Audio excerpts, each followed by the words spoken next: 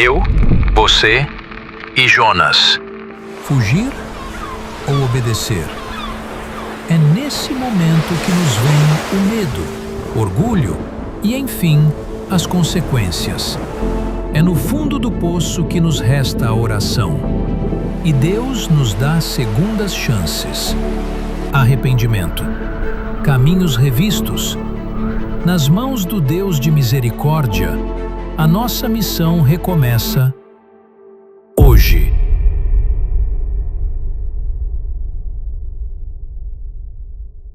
O livro de Jonas é um livro curto e por isso eu quero incentivar também você durante a semana a ler todo esse livro, porque aí nos próximos domingo você virá com mais informações e você conseguirá ligar pontos, não é, da pregação com aquilo que você leu. Sempre quando nós falamos de Jonas, as pessoas automaticamente se lembram da baleia, né? Que na verdade é um peixe grande que a Bíblia descreve. Mas o centro do livro de Jonas não é um peixe grande, né? O centro do livro de Jonas é Deus, obviamente, né?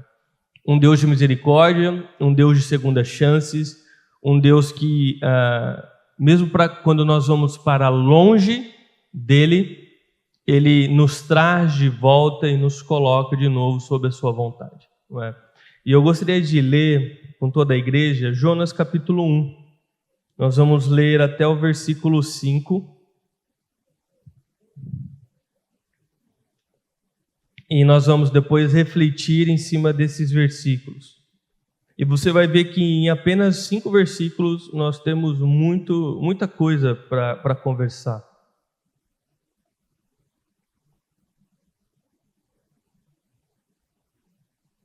Quem não tiver com a sua Bíblia aí, pode ler junto no projetor. Vamos lá? O Senhor deu esta mensagem a Jonas, filho de Amitai. Apronte-se e vá para a grande cidade de Nínive.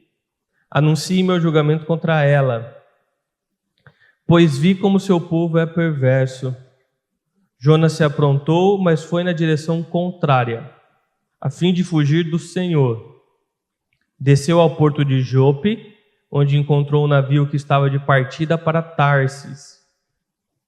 Comprou a passagem e desceu para dentro do navio, a fim de fugir do Senhor. O Senhor, porém, enviou sobre o mar um vento forte, e caiu uma tempestade tão violenta que o navio estava prestes a se despedaçar. Com muito medo, os marinheiros clamavam a seus deuses e lançavam a carga ao mar para deixar o navio mais leve. Jonas, porém, desceu ao porão e dormia profundamente. Vamos ler até aqui. Vamos orar? Obrigado, Senhor, pela Tua palavra. Obrigado por mais um dia de vida que o Senhor nos concedeu. Que o Teu Espírito Santo possa falar aos nossos corações, Pai, através da mensagem do livro de Jonas. Que nós possamos ser tocados e transformados, Pai, esta manhã. Assim eu oro em nome de Jesus. Amém. Amém? Vamos lá. Só tirar aqui que agora deu um calor.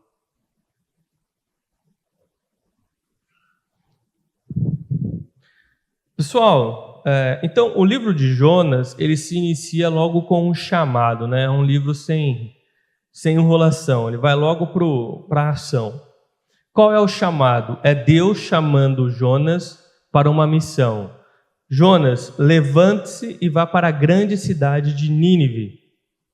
Jonas se levanta, mas ele vai para a direção oposta à cidade de Nínive. Nós vamos ver ao longo da mensagem que Jonas, o que ele quer é um Deus que haja de acordo com a sua própria vontade. Um Deus que simplesmente faça e fale aquilo que ele quer ouvir e aquilo que ele quer fazer. Isso soa familiar, não é? Na nossa própria prática, muitas vezes cristã, em Deus. Veja que o problema, muitas vezes, não é? Como foi de Jonas e muitas vezes é da nossa parte, não é ouvir Deus ou saber aquilo que Deus quer para nós, o caminho que Deus quer para nós. Mas o problema é concordar com este caminho, concordar com esta direção que Deus está nos dando. Então, o livro de Jonas, logo aqui na primeira frase, ele já vem com um questionamento, né? Ele já vem com um entrave, que é: quando a vontade de Deus é contrária à sua vontade, você obedece ou você compra essa passagem para Tarsis e vai para o outro lado? Não é? Como que nós agimos quando Deus nos pede algo e este algo não é o que nós queremos?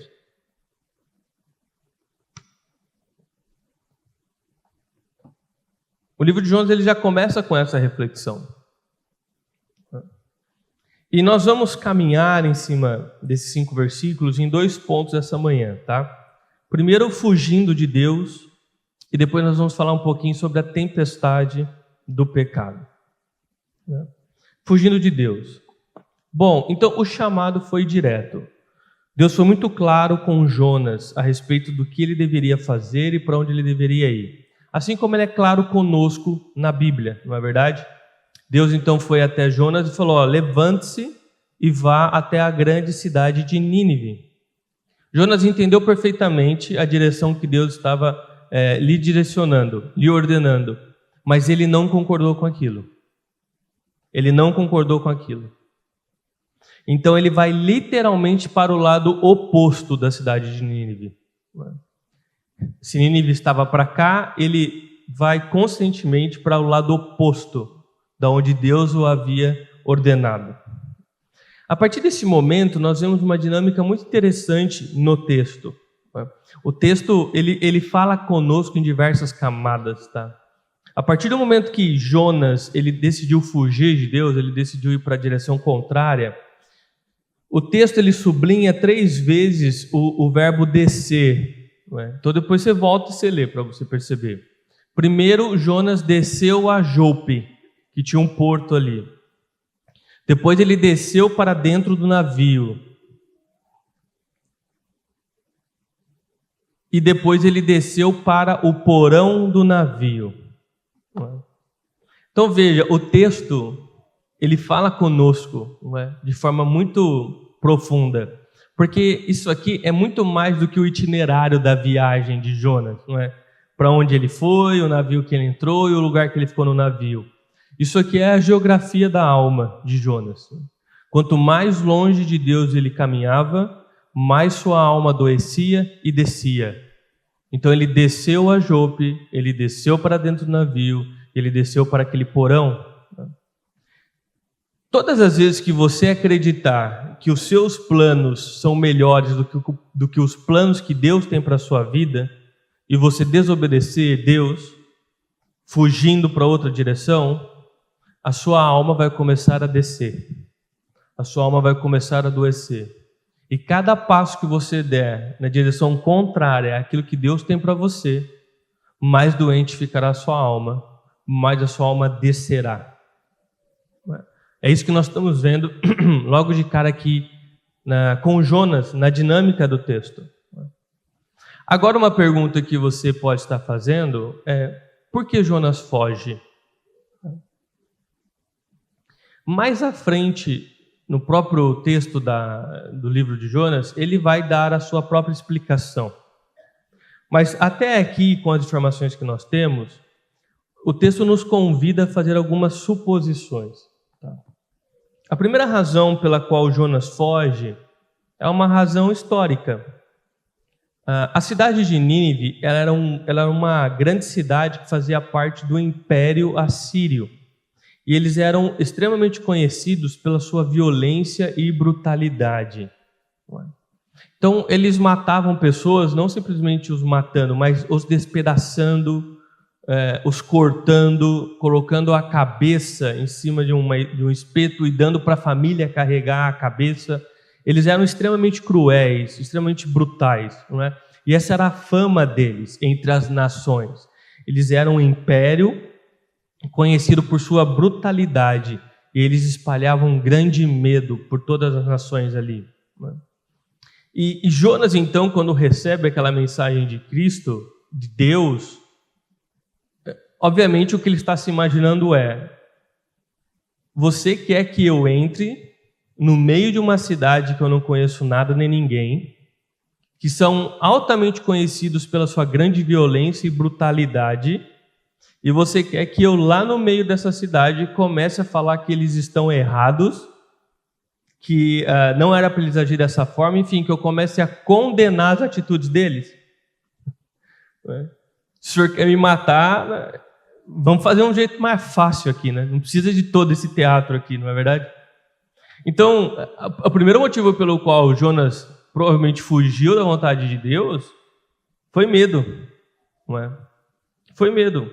Ele ficou com medo de ir no meio dessa grande cidade e pregar ali contra aqueles habitantes e ser morto, literalmente, né? De forma brutal, ser morto.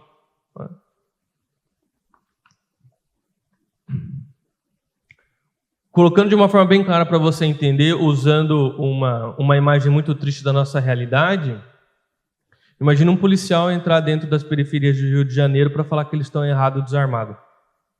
Basicamente isso. É uma missão suicida. Tá? É assim que Jonas estava se vendo. A segunda razão pela qual Jonas poderia estar fugindo é uma razão política. A Assíria, a qual a Nínive fazia parte, ela oprimia Israel, que era o povo de Jonas. Eles cobravam tributos, faziam pressão militar. Então eles eram vistos como inimigos do povo de Jonas. Significa que se Jonas fosse para a cidade do inimigo deles e fosse lá pregar arrependimento para aquele povo, para que eles fossem salvos, além de ser ingênuo, como nós acabamos de ver, poderia soar como traição para seu próprio povo. Porque o Nínive era visto como inimigo pelo povo de Jonas. E Jonas iria lá no inimigo pedir para que ele se arrependesse, para que Deus o salvasse. O povo de Jonas ia olhar aquilo e falar: e aí, ficou amigo deles? Está traindo a própria pátria? Quer ficar amigo dos nossos inimigos? Então também não pegaria bem, não seria bom para Jonas. Ele ficaria ruim na sua própria casa e correria o risco de ser morto lá. E por fim, Jonas tem uma razão, vamos colocar aqui, teológica. Porque na cabeça de Jonas, Deus deveria matar os inimigos daquele povo. Matar os inimigos, matar os habitantes da grande Nínive. Só que Deus estava querendo salvar os inimigos dele. Na cabeça de Jonas isso não encaixava, entende? Para Jonas, Deus tinha que matar dos inimigos. Só que Deus estava chamando Jonas porque queria salvar os inimigos. Jonas entrou em um conflito. Qual conflito? A vontade que ele tinha e a vontade que Deus tinha. Jonas queria que Deus matasse os inimigos e Deus queria salvar os inimigos. Em resumo, a cabeça de Jonas era: que justificativa possível ou que bom motivo Deus pode me dar para eu fazer essa missão?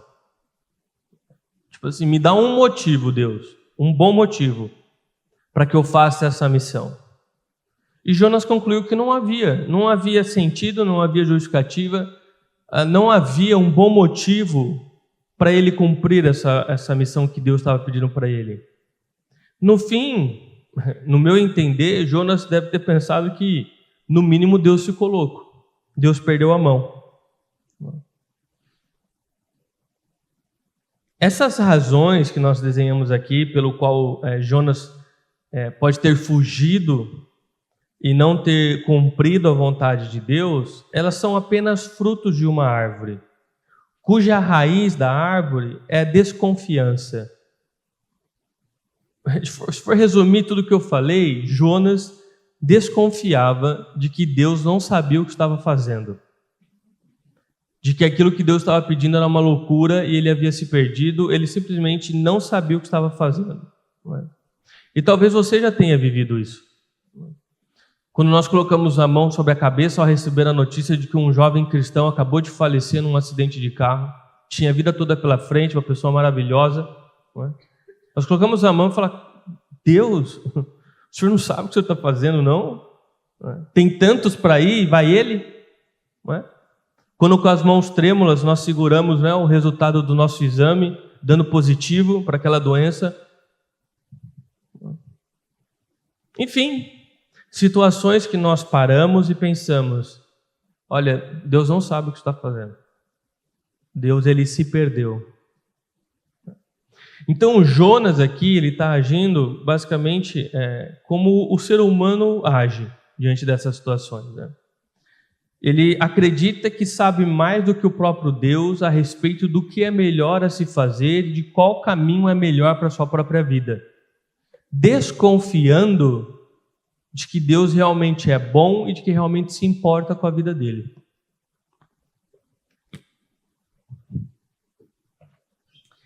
Grave isso. Todas as vezes que Deus nos direcionar para um local e você parar para querer analisar a direção de Deus e não encontrar nenhuma boa razão para obedecer, automaticamente a desconfiança vai inundar teu coração. E você vai começar a se perguntar se Deus não perdeu a mão.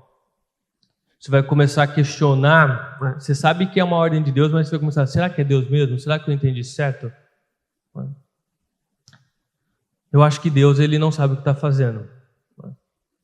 Vou dar um tempo para Deus pensar de novo, ele refazer as ideias dele e poder de novo conversar comigo, né?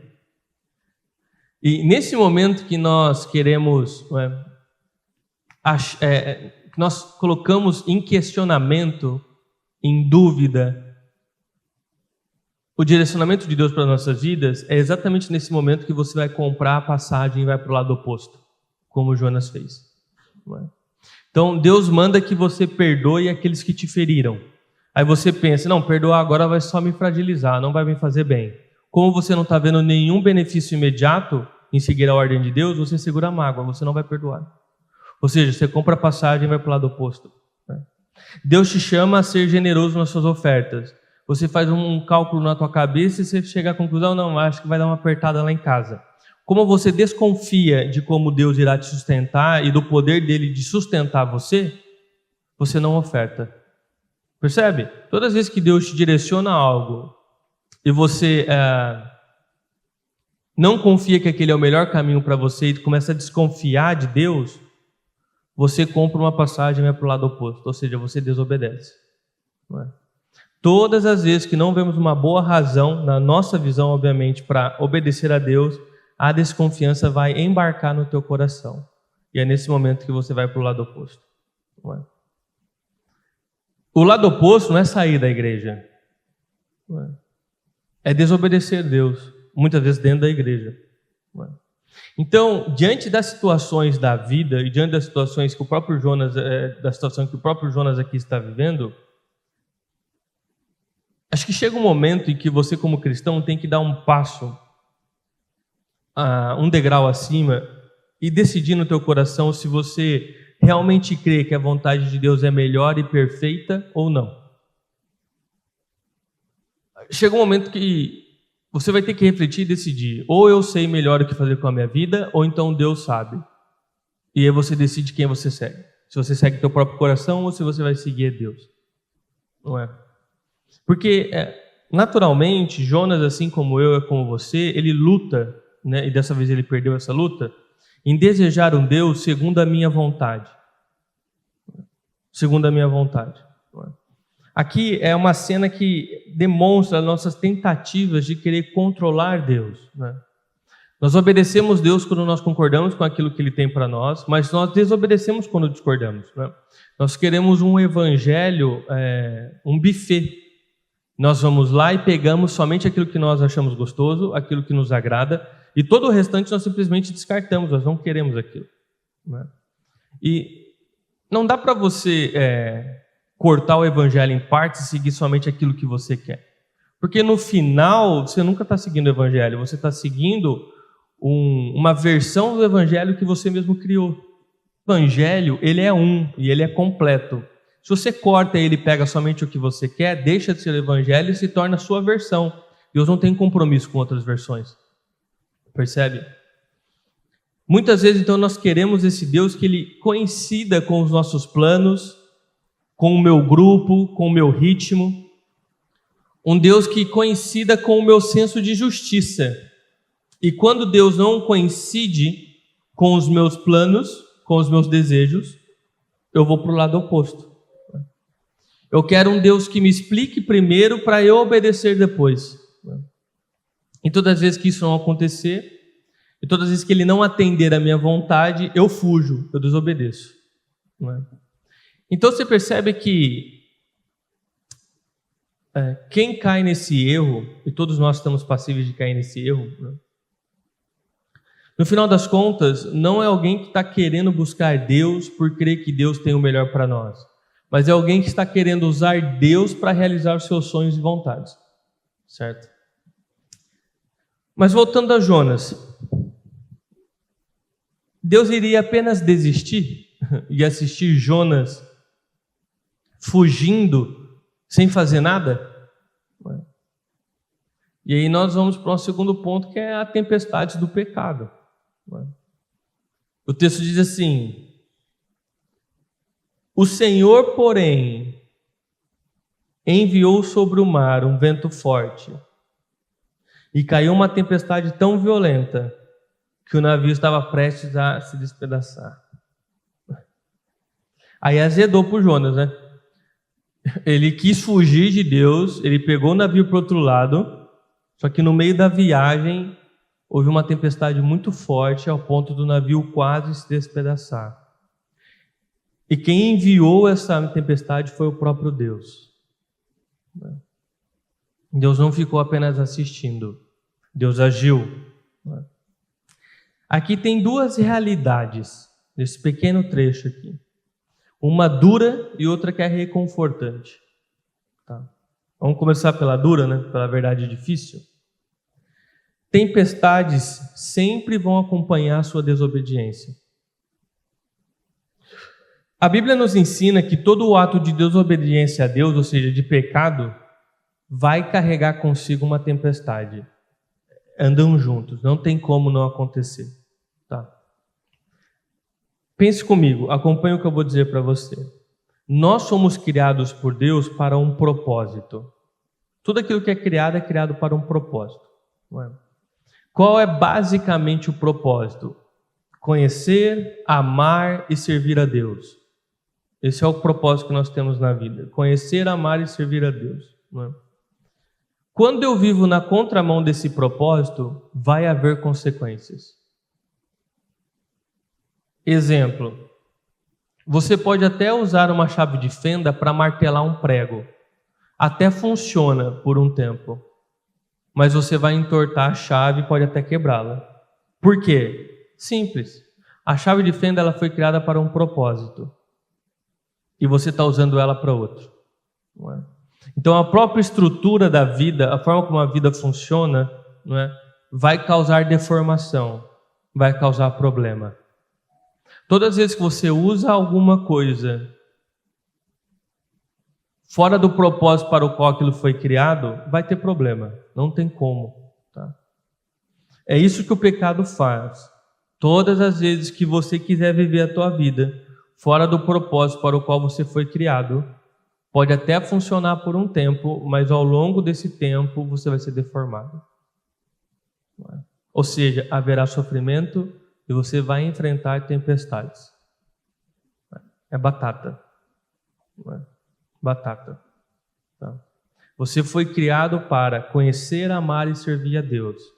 Todas as vezes que você estiver direcionando a sua vida no sentido contrário dessa verdade, você vai enfrentar a tempestade. Você vai ser a chave de fenda querendo martelar um prego. Vai funcionar? Você até pode martelar aquele prego. O serviço não vai ficar bom, a chave vai ficar deformada, pode até se quebrar e no final não serviu para nada. Entenda que essa é uma certeza, não é um pode. A forma como Deus fez o universo, né, e a ação do pecado em nossas vidas, né, age dessa forma, acontece dessa forma. Sempre que nós somos criação de Deus, vivemos contra o propósito original para o qual nós fomos criados, haverá deformação e haverá tempestade. É isso que Jonas está vivendo aqui, nesse verso. Ele está vivendo uma consequência direta de escolher não viver o seu propósito. O próprio Deus enviou uma tempestade até ele.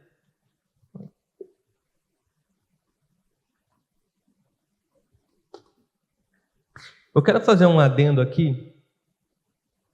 É necessário esclarecer para vocês que nem toda tempestade que nós enfrentamos na vida é por conta de algum pecado que você cometeu, né? Porque são todas as vezes que você estiver enfrentando algo na vida, você vai ficar procurando onde que eu errei, né? Qual pecado eu estou cometendo, né? Existem tempestades que são apenas consequências de viver no mundo deturpado pelo pecado. O próprio mundo é mau, o pecado deformou este mundo e a vida por si só, então, ela gera tempestades. Nós, só por estarmos vivendo, nós enfrentamos problemas neste mundo. Não é? Existem tempestades também que são dores que nós herdamos por nos embarcar, né, nos relacionar na vida com outras pessoas, ou permitir que elas se relacionem conosco. Foi o caso dos marinheiros aqui que estavam com Jonas. Os marinheiros naquele navio, eles não foram o causador da tempestade, mas eles estavam com Jonas no barco, eles estavam sofrendo igual. Então esse é um adendo também, sabe? As pessoas com as quais você se alia, você vai tomar chuva com ela, percebe? Você vai tomar chuva com ela. Por isso que, por exemplo, principalmente os jovens, os adolescentes, quando querem namorar e tal, e buscam alguém fora do caminho do Senhor, basicamente assim, cara, beleza, bota Jonas no teu barco, mas aí o problema é teu. Entendeu? A tempestade vai chegar para você também. Então veja, nem todas as tempestades que você enfrenta na vida é porque necessariamente você está cometendo algum pecado naquele momento. Existem as tempestades que a própria vida traz, porque o mundo é deturpado, o mundo é mau. Existem tempestades que é quando você se alia a pessoas e permite que elas entrem no seu barco ou que você entre no barco delas. Tá? Então, guarde isso. Tá? Nem sempre a tempestade que estamos enfrentando é consequência direta de um pecado, mas todas as vezes que você cometer um pecado, vai haver tempestade. Tá? Se você desobedeceu a Deus, pode esperar, vai vir tempestade. Tá? Ou porque Deus está enviando, como foi com Jonas, ou pela própria consequência do seu pecado. Tá? Essa é a dura verdade. Esse é eu falei, a primeira reflexão, a dura, a difícil. Não é? Todo pecado acompanha uma tempestade. Então, você desobedece a Deus, não tem como igual o Jonas, tipo, eu vou para bem longe porque eu fico escondido, Deus não vai me ver. Eu estou fazendo escondido, cara, não importa, é Deus, Ele vê todas as coisas, sabe todas as coisas, a tempestade vai vir. Não é? Eu acho engraçado, né? As pessoas elas ficam com medo, sei lá, da igreja descobrir o que ela está fazendo, ou do pastor descobrir o que ela está fazendo. Cara, por exemplo, eu como pastor, o máximo que eu vou poder fazer de alguma forma é te aconselhar biblicamente. Se você tiver algum cargo na igreja, obviamente te retirar daquele cargo, mas acaba aí, sabe? O teu problema não é comigo, o teu problema é com Deus, cara. E de Deus você não esconde nada. Tem gente que tem mais medo de esconder as coisas das pessoas, se esquece que Deus está vendo. E a tempestade vai cair. Não tem como. Tá. A segunda reflexão nesse pequeno trecho ali, que é: o Senhor, porém, enviou sobre o mar um vento forte e caiu uma tempestade tão violenta que estava prestes a despedaçar o navio, é que Deus trabalha em tempestades. Tá? Deus trabalha em tempestades. Quando nós estamos vivendo uma tempestade, quer seja ela consequência dos nossos pecados, ou quer não, os filhos de Deus têm uma promessa: todas as coisas colaboram para o nosso bem. Significa que Deus usa até mesmo a tempestade, que você criou muitas vezes, para trabalhar para o seu bem. E aqui nós começamos a ver... Pode fechar as portas, por favor? Às vezes dá uma melhorada, né? Porque o barulho da chuva é forte. Aqui você começa a ver uma faceta de Deus que vai acompanhar o livro de Jonas do início ao final, que é a misericórdia de Deus, tá? Operando em nossas vidas, assim como está operando na vida de Jonas neste momento. A Bíblia nos ensina que as tempestades das nossas vidas, elas têm o poder de, por incrível que pareça, e você vai compreender comigo, o poder de reduzir o domínio do pecado dos nossos corações. Muitas vezes, somente através de tempestades na vida, nós nos atentamos para situações que de outra forma você jamais iria se atentar.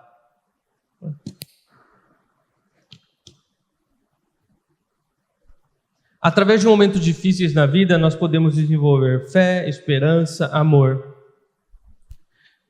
Haja visto os incontáveis testemunhos de pessoas que dizem ter encontrado Deus, amadurecido e crescido na fé, justamente através de uma tempestade que enfrentaram, que os levaram até Deus.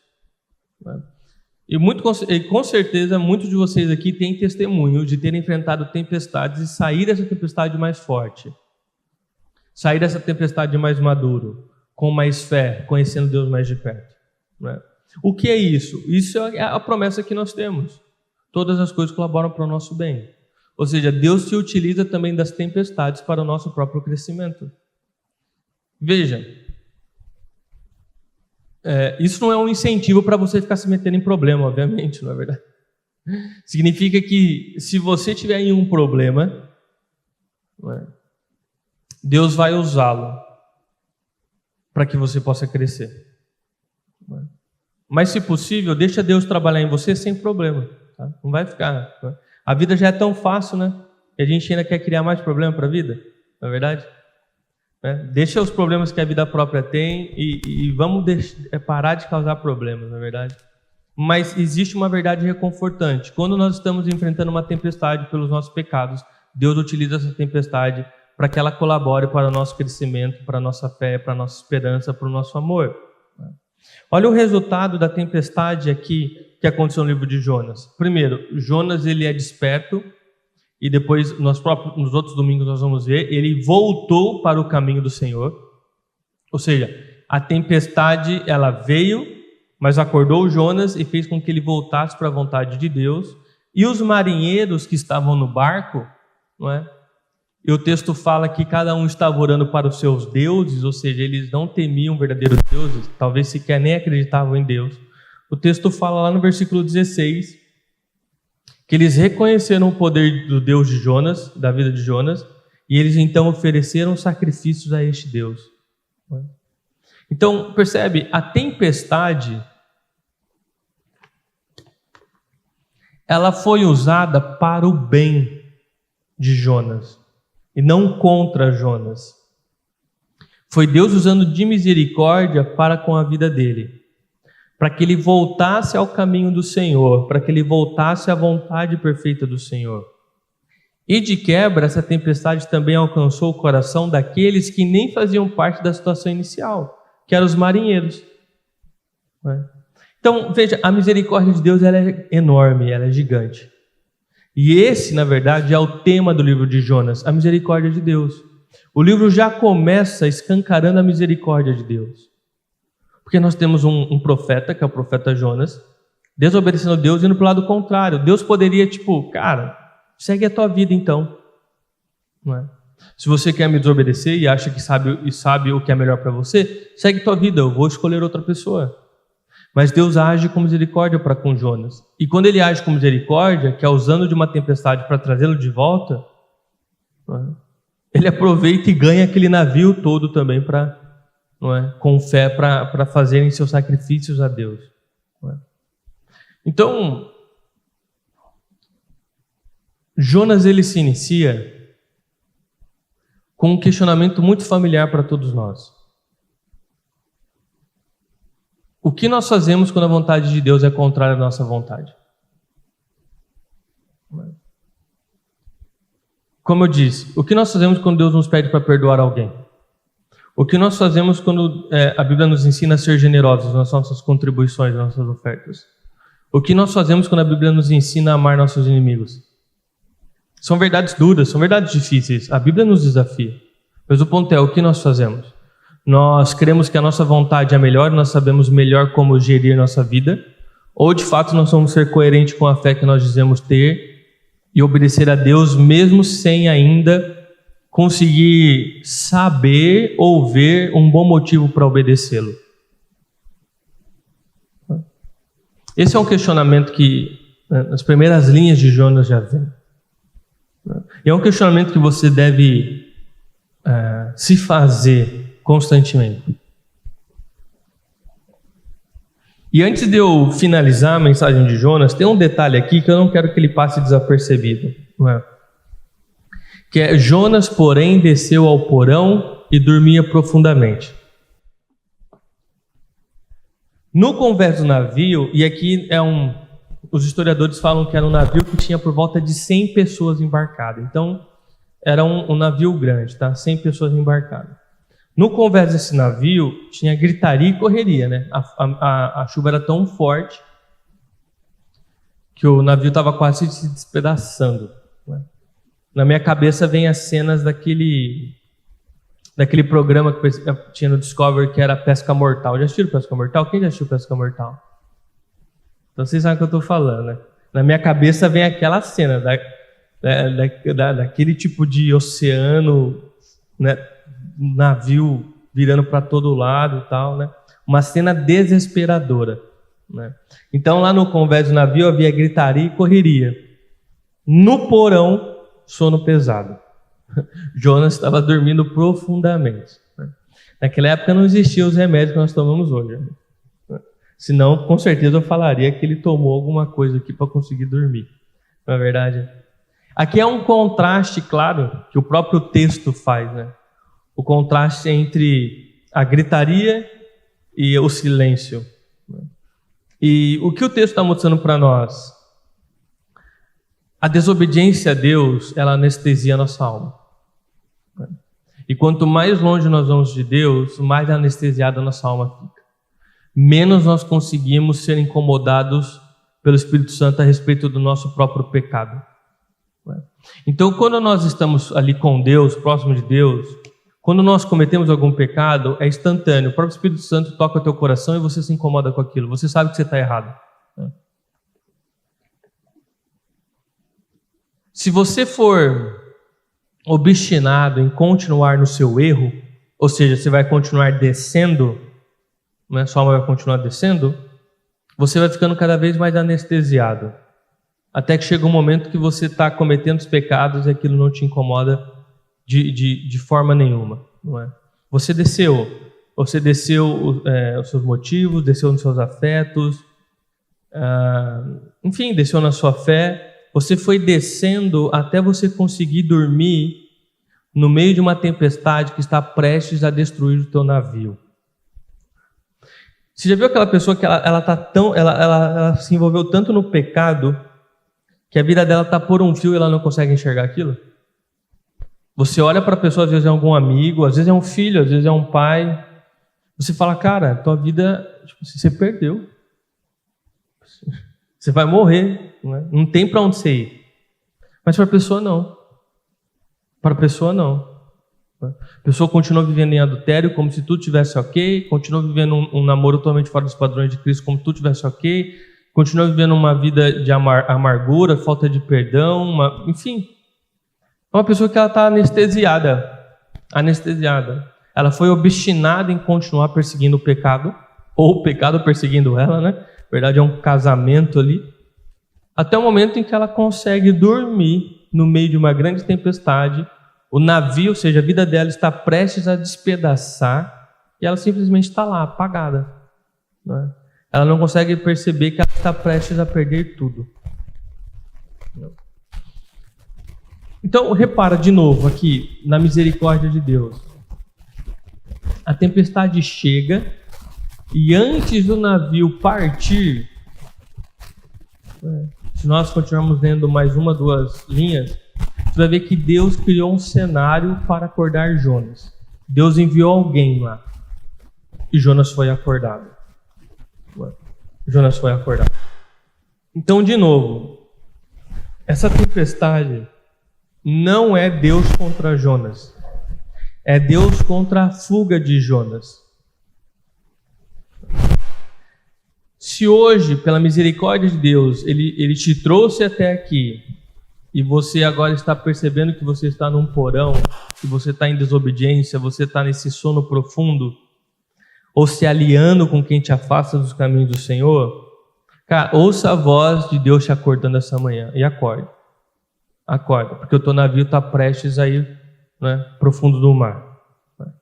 Acorde, fale com Deus, porque a mesma mão que lançou a tempestade, lançou o vento, é a mão que tem todo o poder de capacitar você e te sustentar o caminho para cima novamente. Todo o caminho que você desceu, Deus, obviamente, Ele quer fazer você subir todo este caminho. Né? Então, Deus não manda tempestades para nos matar ou para nos destruir. Deus manda tempestade para matar a nossa fuga. Isso é misericórdia de Deus. Tá? Por que eu digo que é misericórdia? Porque tem muitas pessoas que sofreram as consequências da própria vida e não tiveram uma segunda chance. Elas não foram acordadas. Elas não foram acordadas. Deus agiu com misericórdia na vida de Jonas. E creio que está agindo com misericórdia na vida de muitos aqui hoje. Te acordando. Te acordando. Né? Antes que o teu barco afunde. Né? Então, como Jonas, que você acorde, tá? E decida obedecer a Deus. E quando você decidir obedecer a Deus, você vai ver que a tormenta que trouxe toda essa situação para despedaçar teu navio, na verdade, todo o tempo era a misericórdia de Deus tentando te puxar de novo para um lugar seguro, que era a vontade dele. Que era a vontade dele. Então, irmãos, assim, tem muita informação para você refletir. Tá? Em 5 versículos já deu para ver muita coisa sobre o livro de Jonas, né? Principalmente a respeito da misericórdia de Deus. O livro de Jonas é um livro sobre a misericórdia de Deus, sobre um Deus de segunda chance. Não é? Então, Deus chama, mesmo quando nós fugimos, Deus pode agir com misericórdia e nos alcançar. Foi isso que aconteceu com Jonas. Deus não terceiriza o cuidado, mas Ele entra, vamos dizer assim, no mar da nossa história, não é? E nos salva no meio da tempestade, nos acorda contra a tempestade e nos salva. Então, a mensagem desse início do livro de Jonas aqui é: saia desse porão, acorde, obedeça a Deus. Você está vivendo um entrave sobre o que Deus tem te pedido, sobre o que o Evangelho está te incomodando, e você está arredio, está com o coração duro, você tem que tomar essa decisão. Ou você entrega a sua vida nas mãos de Deus, crendo que Ele tem o melhor para você, ou você vive a sua vida de acordo com as suas regras. Os dois não dá para acontecer. Os dois não dá para acontecer. Então, óbvio que a nossa oração como igreja é para que você confesse sua fuga e dê o primeiro passo em direção à obediência com Deus. E você sabe para que lado é esse passo. Porque Deus é sempre muito claro a respeito da vontade dEle em nossas vidas, e aquilo que nós estamos pecando, o Espírito Santo sempre deixa aquilo em evidência. Nós sabemos onde nós estamos errando com Deus. Entendeu? Isso não tem desculpa. Tá? E então, no meio desse vento, dessa tempestade, você vai poder confiar. Né? Porque o Deus que te chamou, mesmo para que uma missão na tua cabeça seja suicida, é o Deus que vai te sustentar por toda essa missão. Então, assim nós vimos os primeiros 5 versículos do livro de Jonas. Nosso objetivo agora nos próximos domingos, os próximos 4 domingos, nós caminharmos em mais versículos, tá? Eu vou ser bem sincero, eu nem sei se eu vou terminar o livro de Jonas. Talvez fique uma parte 2 para ano que vem. Mas os versículos que nós conversarmos, você vai ver que cada versículo traz uma tonelada de amor, de misericórdia e direcionamento para as nossas vidas. O que eu gostaria que você levasse para a semana? Primeiro, desconfiar de Deus é o primeiro passo de fuga e da descida da sua alma. Todas as vezes que você começar a se questionar e desconfiar de Deus a respeito do que Ele está pedindo para você, cara, escolha seguir Deus. Caso contrário, você vai começar a desconfiar e o teu caminho vai ser descida. Tua alma vai começar a descer. E você vai começar a se anestesiar. Tá? O segundo, todo pecado sempre traz tempestade. Tem como. Todas as vezes que nós estivermos em pecado, todas as vezes que nós fugimos da vontade de Deus, é como uma chave de fenda sendo usada para martelar. Você não está vivendo o teu propósito, você não está vivendo para aquilo que você foi criado. Então a vida vai ficar mais difícil. A vida vai ficar mais difícil. E 3, Deus não manda tempestade para nos matar, mas para matar a nossa fuga. Isso aqui é maravilhoso, porque Deus, ao invés de deixar você do tipo, vai, segue teu caminho então. Se você acha que sabe, vai. Deus, ele ainda, com misericórdia, ele, vamos dizer assim, faz ainda mais uma tentativa. E ele manda uma tempestade. E é uma tempestade que não é para te destruir, não é para te matar. Na verdade, é para matar a sua fuga, para te trazer de volta para o centro da vontade de Deus, para que você volte a viver o propósito para o qual você foi criado. E se torne, então, dentro do nosso exemplo, um martelo para pregar o prego e não mais uma chave de fenda sendo usada para martelar. Tá? Então, esses são os 3 pontos que eu gostaria que você levasse para a sua semana. E agora eu gostaria que você orasse a respeito de tudo que nós aprendemos em Jonas. Não é? Diante dos dilemas que você tem vivido, o que você tem pensado, as situações que você tem enfrentado. Não é? A vida realmente ela não é fácil. Eu creio que todos aqui estão enfrentando situações, momentos, talvez alguns com tempestades ainda chuviscos, outros com tempestades mais fortes. Mas Deus, na sua mão de misericórdia, Ele deixa claro aqui para nós que Ele quer te trazer de volta. E Ele pode te sustentar todo esse caminho de volta.